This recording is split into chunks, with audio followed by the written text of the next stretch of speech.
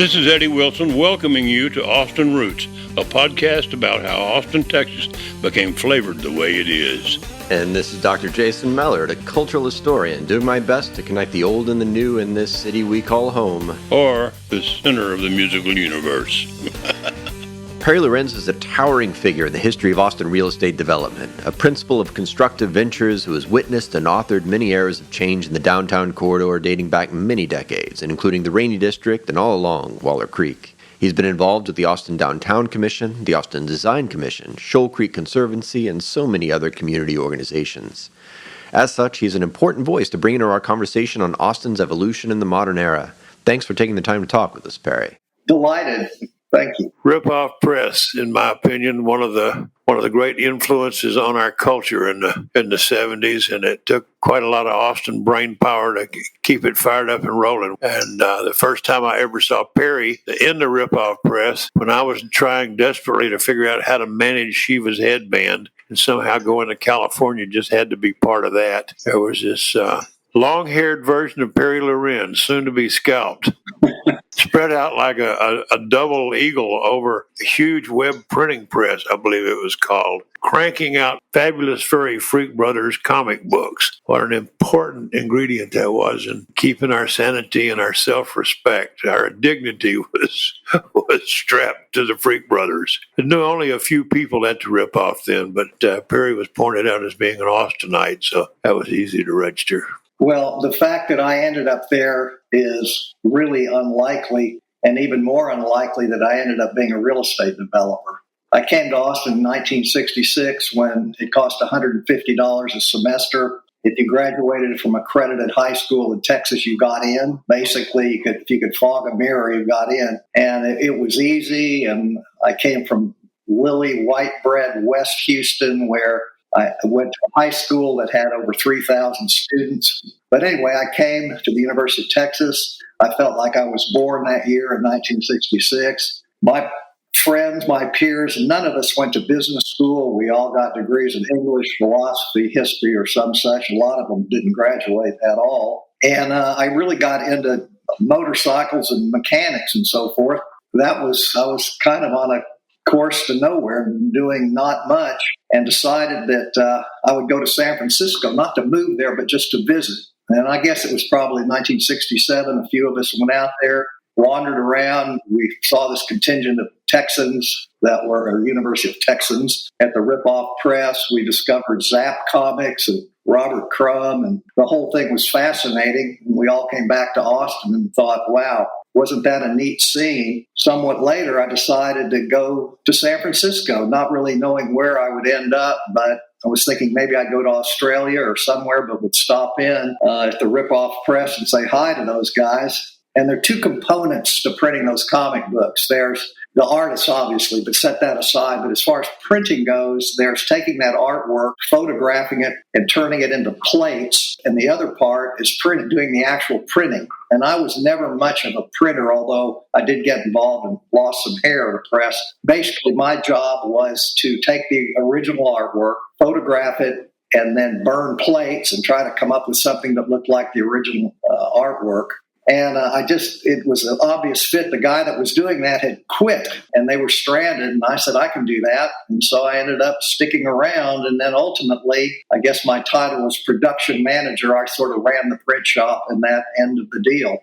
It was just a really interesting time. I think at the time we didn't realize how good we all had it and how exciting it really was. It was only really in retrospect that I understand what was going on. You know, it was completely different than the scene I grew up in and went to high school in. Couldn't have been more different. And I spent a couple of years out there and finally had enough and came back to Austin, where there was greenery and there wasn't so much dog shit on the sidewalk and it wasn't quite so bleak. The Ripoff Press was in a very much a blue-collar neighborhood, Potrero Hill. Most of the people worked on the docks, largely Hispanic, barbecues in the park on the weekend, softball, and somehow that ended up meshing very well with all of us at the Ripoff Press, and it was sort of a strange marriage, but we were part of that scene. We had our own baseball team. We were sponsored by the Bottom of the Hill Bar, which was across the street from the press, and it was a very nice life. then at the end of all of that, it sort of started dissolving. We got too big for our britches. We had too much equipment, too little work to sustain it, and ended up in the end just being a job printing the stuff out and then just selling and distributing comic books. And I ended up coming back to Austin and was in the car business. And if you told me I would ever be in the real estate business, I would have told you were crazy. But in those days, in the late 70s, Austin was just Deadsville, other than people come here, go to the University of Texas, have a really wonderful time, smoke pot, listen to music, and then they had to graduate and grow up and go to Chicago or Dallas or Houston and get a real job. And so we had this phenomenon of your sheetrocker or plumber was liable to have a master's degree because people wanted to stay here. Nobody cared about downtown. We had one tall building that was gold, became the American Bank, and really nobody cared about downtown much. And if you wanted to sell something and you were a landowner downtown, you owner financed it or you didn't sell it because no bank would finance any of that property. You know, they wanted you to have an H-E-B and an Eckerd's drugstore and a Photo Magic kiosk and stabilized rents for 5 years, and then somebody might loan you money. But particularly in the southeast quadrant where the convention center now is and where Rainey Street is, just absolutely nothing happened. Waller Creek was just an open sewer.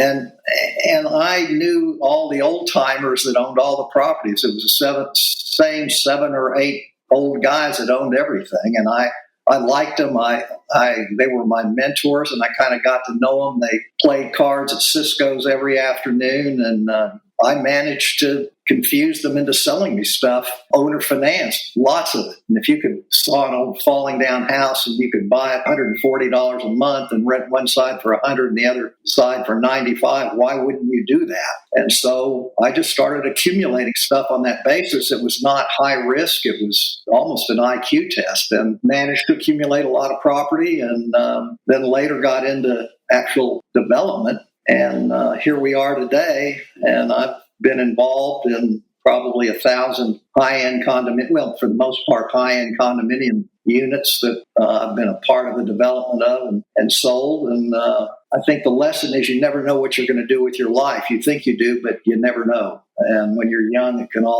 all change on a dime. Who were some of those guys in the Cisco's group, the sort of landowners who are your mentors? Rudy Cisneros, who was Cisco.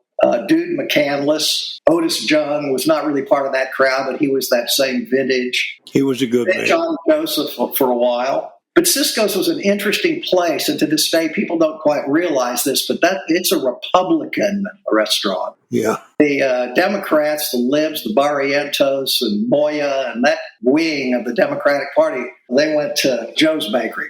Even though if you go to Cisco's, you see pictures of John Connolly and even Lyndon Johnson. It really was, at the time, I didn't quite get it, but it tended to be the Republican crowd. It's not much change. This new crowd has bought it, and to their credit, they've pretty much left it alone. They've left Norma there, who Eddie knows, very nice woman, and kept the old staff, and so it's a lot unchanged. I think a really interesting part of all of this real estate evolution is Rainey Street. And there are people to this day, and I see they post it in social media, and I just ignore it, that somehow developer pigs went and stole that land from poor, unfortunate, working-class Hispanics who's owned the properties for generations, and then they got rich developing it. And that isn't at all what happened. What happened is the owners of the property asked me and Robert Knight, a partner of mine in that deal, to try to figure out how to rezone it, and so they could get the most money they could possibly get. They had been watching quietly as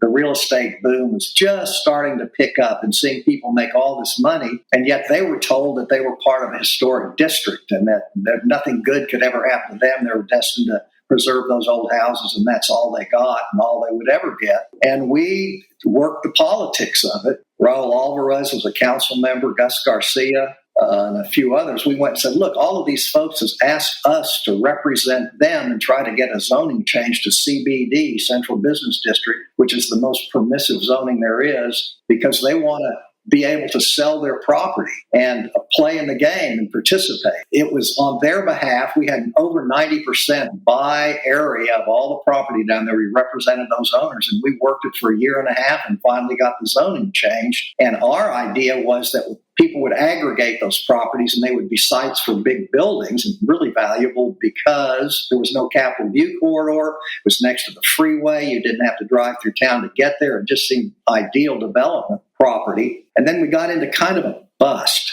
Things got sideways. So they started renting to bars because bars would pay more rent than anybody else. And then you ended up with a checkerboarded neighborhood. This guy had a 15-year lease, this one a 5-year lease, this one month to month, and so forth. It was just checkerboarded. So none of what anybody envisioned happened with respect to it being sites for tall buildings. But the good news is bars would pay and can pay so much rent if they have big alcohol sales, and I think Eddie will vouch for that. They ended up renting their properties and really, a lot of them making more money than they ever thought possible, and then ultimately selling their property. And we ended up with this sort of a party bar district that nobody really saw coming. But the owners did very well economically. So any talk that somehow they were cheated out of their property by pig developers is just completely wrongheaded. And what we have there is what we have there now. Everything from incredibly high-end condominiums that sell for north of $1 million to shot bars to food trailers. And people are very intrigued with it. So there you have it.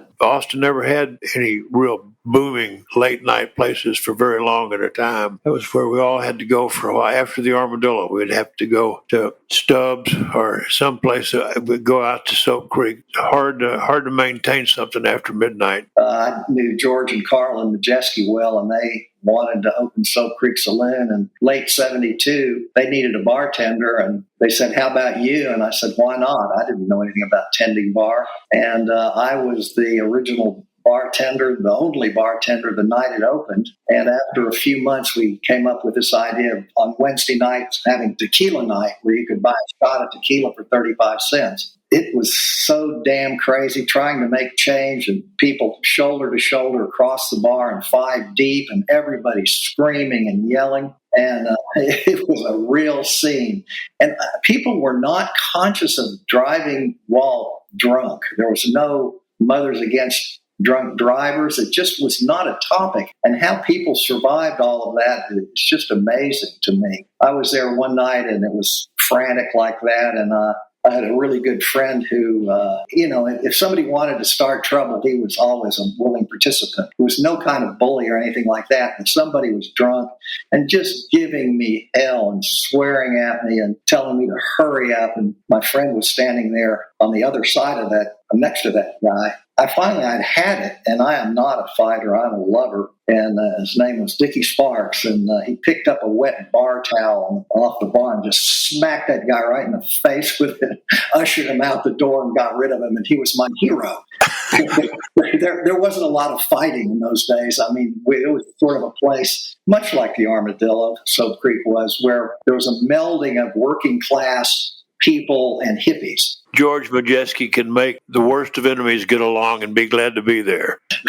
That was one of the few incidences that was even close to violent, and it wasn't really all that violent. Campbell told Majeski, and they're sitting under the buffalo in that old nasty sofa, the only thing wrong with you is that nobody's whipped your ass. And Majeski was 4 o'clock in the morning, Majeski trying to get people out of the door. And so he said, "Well, Campbell, now's your opportunity to do it. You know, if you can whip my ass, you can have it. Here it is, right here." And helped him get up out of that sofa, stand him up.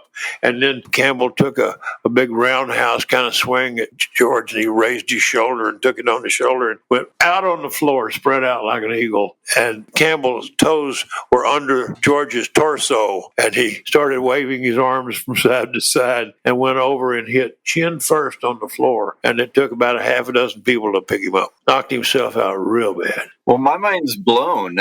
Eddie, mentioned the connection to Ripoff Press, and those are dots that I never would have connected ever. And now knowing that you are also the first bartender at Soap Creek, this biography is turning out to be a pretty fascinating one. That very fellow who escorted that drunk out the front door, he and his girlfriend, later to be wife, opened up Pecan Street Cafe. At that time were shine parlors, and they opened it. And they didn't have anybody to make sandwiches in the kitchen. So the night it opened, I was the cook, meaning I made sandwiches in the kitchen at the night Pecan Street opened.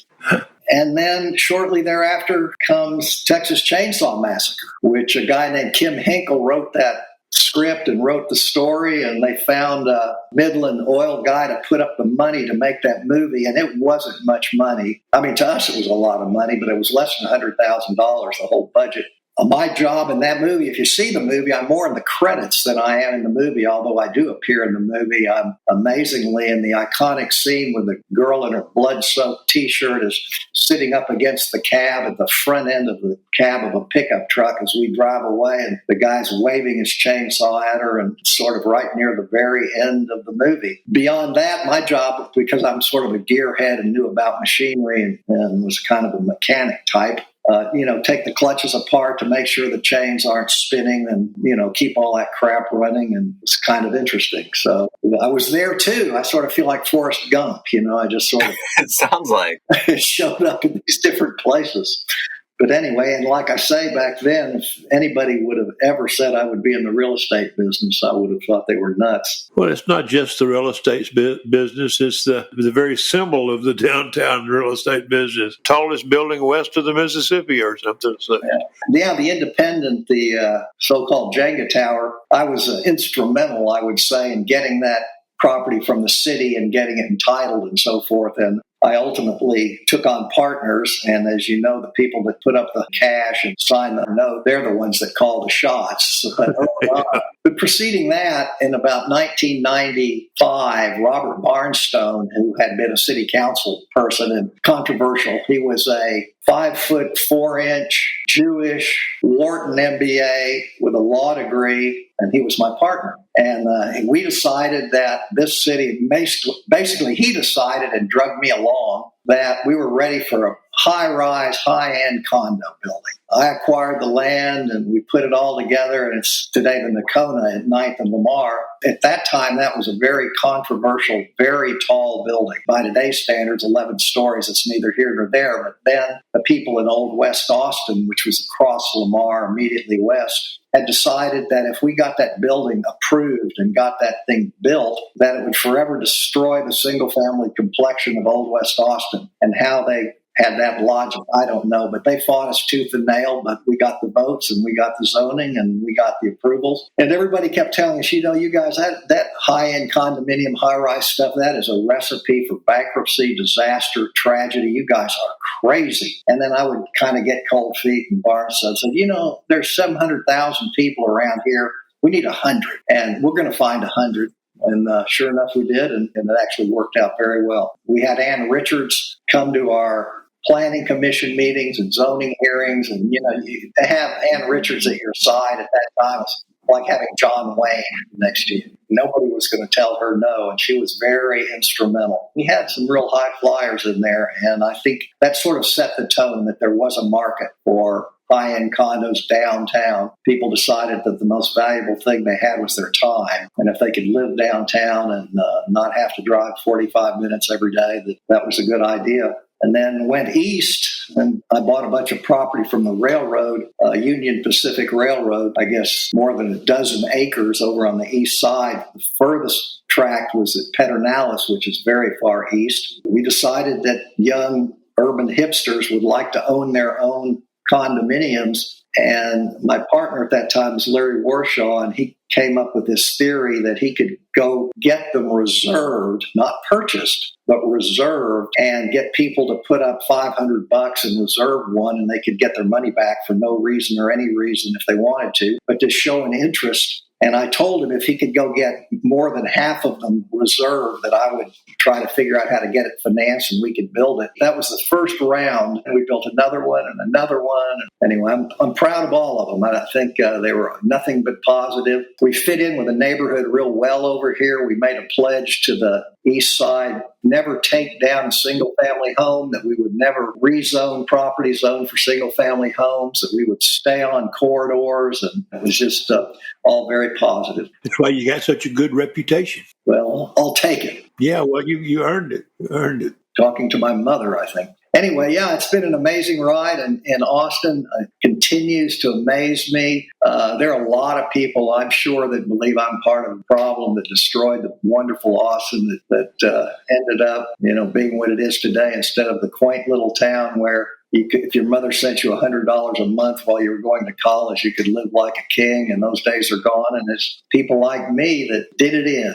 But I think it's more like going with the flow rather than, making it happen. Robert Barnstone played a big part in a lot of this downtown residential living. He always believed in downtown living, and incidentally came 1 inch from being the mayor. There's a moment when in the Statesman, in the letters to the editor, Bud Shrake wrote a letter about being with Robert playing poker the night before. And Robert talked all of this good, sensible stuff to him about what needed to be adjusted in running the city government. They ran that piece of Shrake's this big in the paper, and it was the most convincing sales talk I ever saw. And then immediately Robert ran for office and just swept into office. Well, he was a councilman, and the famous all-night June meeting in Barnes and Connolly land, before Barnes and Connolly went bankrupt, they'd accumulated a whole bunch of property, 2244 Bee Caves Road, and they had a massive development in mind.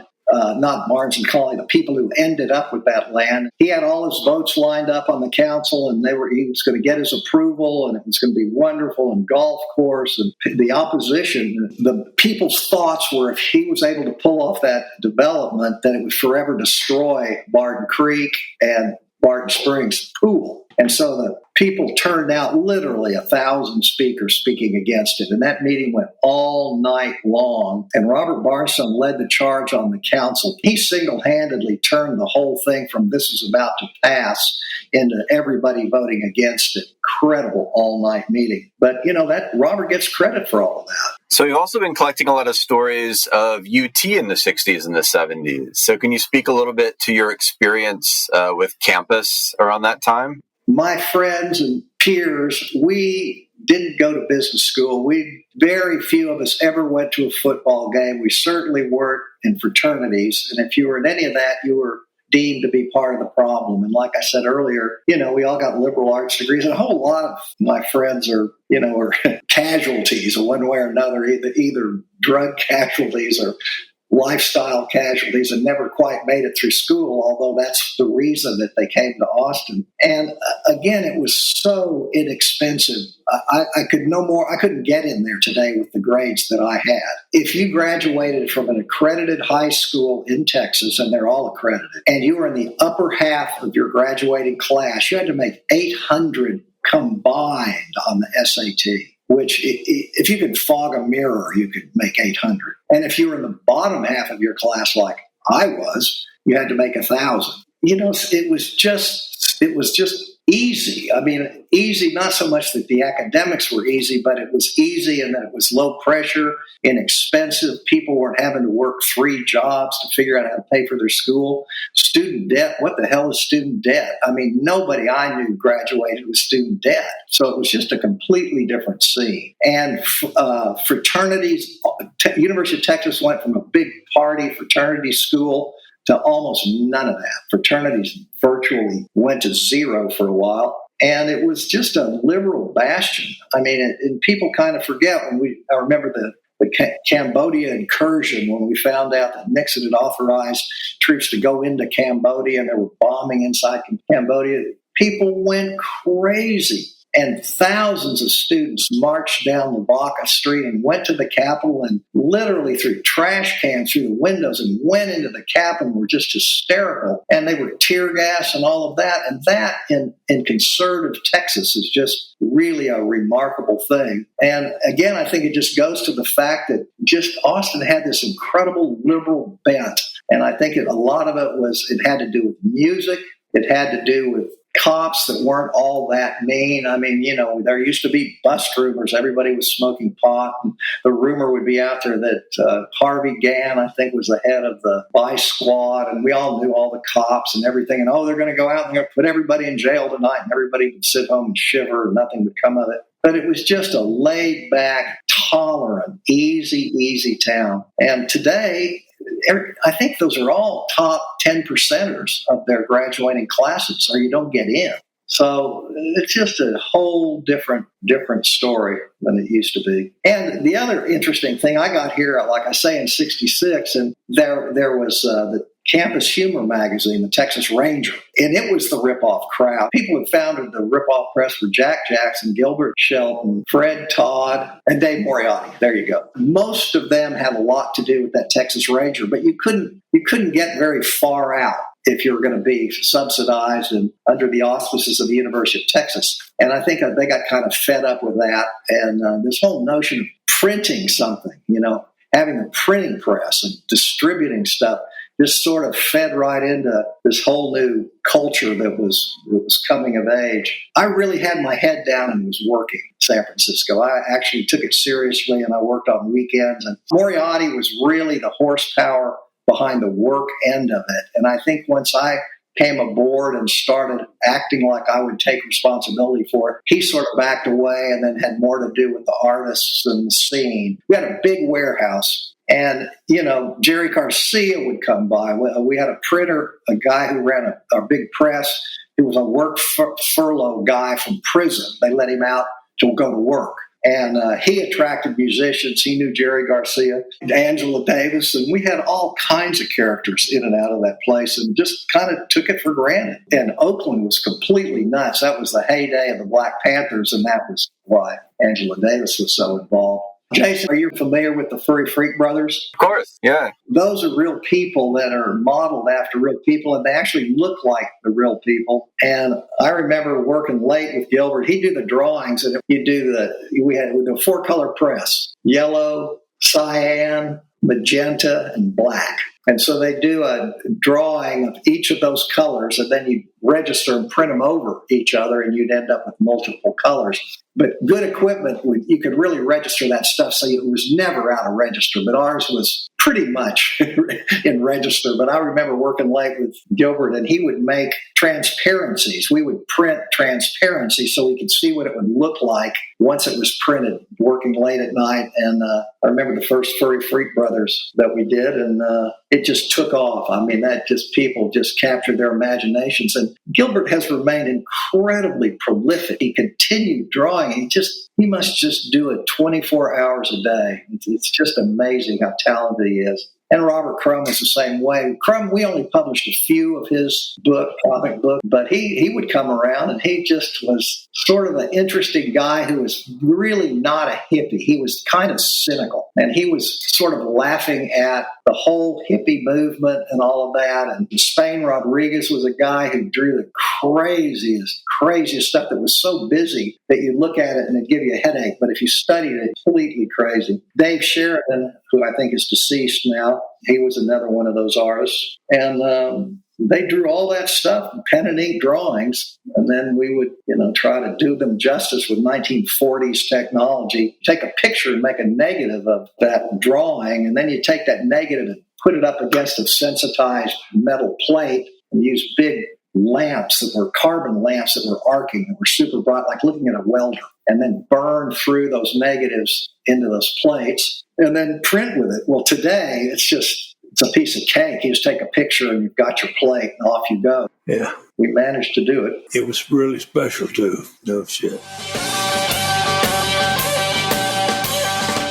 I think the convention center is an interesting story, why the convention center is located where it is. It was originally going to be downtown where City Hall now is. The convention center was going to take all 6 of those blocks, and it had been designed. They were already talking about letting the construction contract go, and there was a woman named Suzanne Cannon who came to Robert Knight and I, who were partners over in southeast part of the city, and said, this is ridiculous to put the convention center downtown on the best Lakeview property the city has. Convention centers look inward. They don't look outward. You have to drive across the central business district to get to it from the highway. That would be the stupidest idea in the world. And she got us all pumped up thinking that she was right. And she knew that we owned land and knew all the landowners down in the southeast quadrant where it is today. And she said, you ought to make a push. Get it over there. It makes so much more sense. It would be so much cheaper for the city and such a good idea. Then there were two schools of thought suddenly. There was what the council and the mayor and the city manager and the staff was pushing, which was downtown. And then there was this thing us troublemakers were saying, look, let's do it this way. So they decided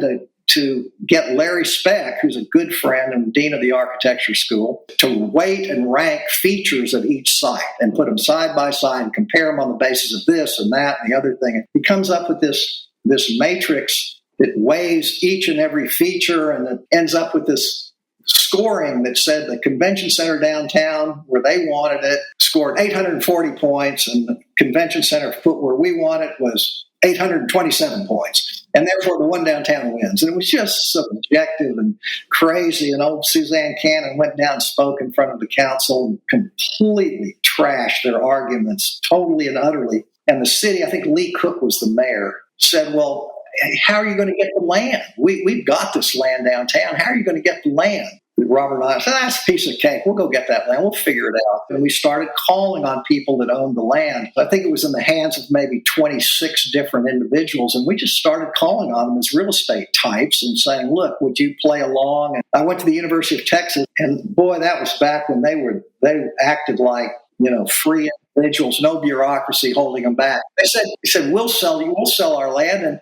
And I said, well, we want to be able to say what you said. So what can I tell them? What is your status as far as a sale like that goes? So tell them anything you want to tell them. Just treat us like you would treat any other developer. Treat us the same. We're all in it together. No problem. And I mean, you try to get that out of the University of Texas today, it wouldn't happen. And we called on all the people, and we ended up with an offering price that made sense. And voila, there's the convention center there instead of downtown. But that was a really interesting story, and it drug on for a long time. It took a couple of years. Can you tell me a little bit like the 33rd Street, sort of that area, and who lived there? Well, there was a banker who knows Eddie well, Joe Long was his name. He was very successful. He's a lawyer and a banker lawyer. But he rented a house to Artie and I, 606 West 33rd, which was in the first block off of Guadalupe. And I don't know how many of those houses he owned. He owned that one, but we paid him peanuts for rent. And then the one across the street, the one next to it, and pretty soon there were 6 or 8 houses that were just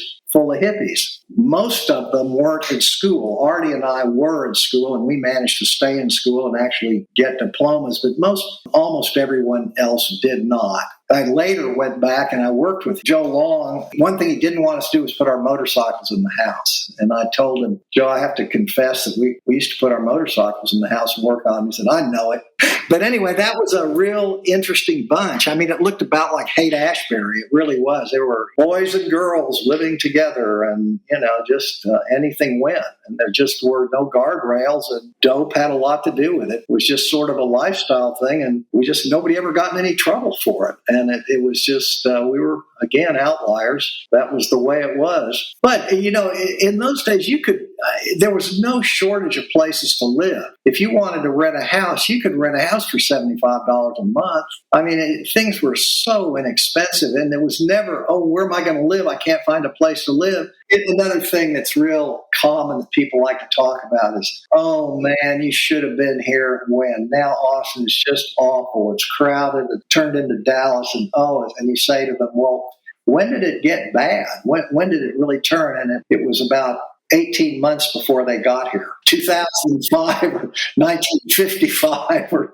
66. But I think that's part of what we're doing here is just charting change over time and development, that there's not like a before time and an after time. It's just how history unfolds and works. And that's one of the interesting things about talking to you is in the convention center story and in the Save Our Springs story, you realize how contingent all this stuff is, that nothing is fated. These are all choices that we're all making in real time about the place where we live. And it's an ongoing and always unfolding story. Thanks for helping fill it out. I hope it's interesting to somebody. Let's get together sometime. Yeah, let's do it. Yeah, thanks again. We really do appreciate you taking the time. Well, I'm happy to do it. And I'm sure somebody's going to listen to this and say, oh, bullshit, Lorenz doesn't know what he's talking about. But Well, I sure do thank you for your time, pal. I appreciate it. well, cool.